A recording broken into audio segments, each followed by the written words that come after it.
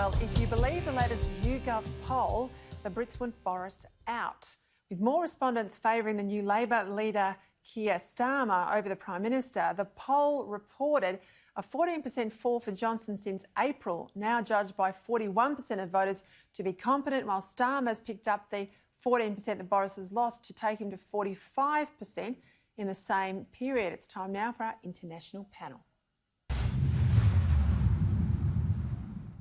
Joining me, two of my favourites, former Senator Corbyn in Adelaide and in Sydney, James Morrow, opinions editor for the Daily Telegraph and co-host of Sky News Outsiders. All right, polls. We've seen polls that have told us nothing, the polls that have said someone's going to win, and of course they don't. I don't believe polls, particularly out of the UK. However, for my sins, I'm watching a lot of Prime Minister's questions at night, late at night. I need a life, clearly I need a life. But Starmer, I tell you, he's a lot tougher than Jeremy Corbyn, isn't he, James?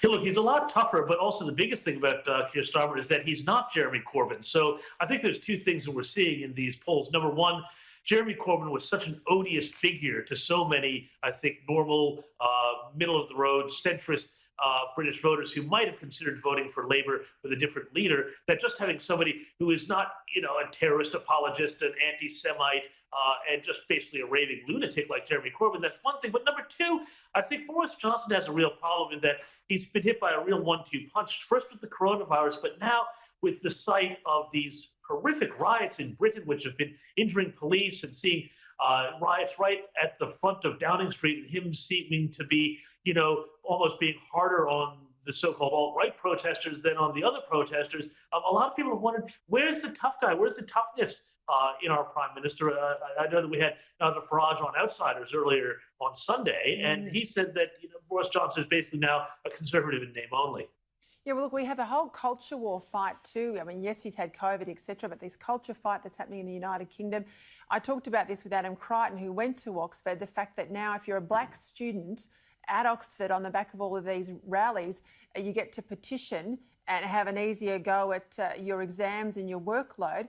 Today we've seen that the Oriel College at Oxford's voted in favour of removing the statue of Cecil Rhodes. Now, this is despite Rhodes. Look, I'm not excusing everything to do with Cecil Rhodes, but let me make the point. Back in 1900, in relation to his scholarship, Cecil Rhodes said, and I quote, "No student should be qualified or disqualified on account of race or religious opinion." Now, 1900s Corey, you show me someone else in South Africa, a magnate of that scale, who had that sort of opinion. Oh, this is exactly right, Peter. History has been rewritten by the new PC left. I think it's appalling. And many of the beneficiaries of Rhodes, which includes all of those in the former Rhodesia, many of the diaspora that have come out of there and sought solace and comfort in the bosom of the United Kingdom, are now complaining and whining about it. It is extraordinary to me. And the enlightened people of yesteryear, judged by today's standard, don't appear so enlightened. But let me tell you, there's a whole bunch of merit to recognising how good they were and how much good they have done at home and abroad. Yeah, if we start tearing down statues based on today's values and looking back retrospectively, I have to say to you, gentlemen, from about 1901, there can't be any male statue from there and beyond, because none of the blokes would have supported the female vote. I mean, if we're going to be that revisionist, that's how stupid it is by extension. Once you go through race, then you've got to go through gender.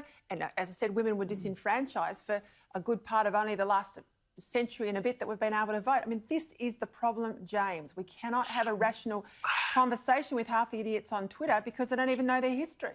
Yeah, well, I mean, look, there's a lot of idiots on Twitter. I'm, probably one of them. But, the fact is that that this is what's happening. You can't rationalize with them because what's happening, it's a culture war it's a civil war within the left between, I think, probably you'd say an older generation of people on the left who supported things that we could all agree on, free speech, free inquiry, the past, history, versus this new rising woke generation that is fighting basically to eliminate or at least enforce a doctrinal unitariness on the left that sees everybody now on the left trying to out-woke each other. So it doesn't matter how rational the case is, it is to be the most offended, the most performatively anti the past, anti-history, anti-anything that's seen as being ist or phobic or whatever it is.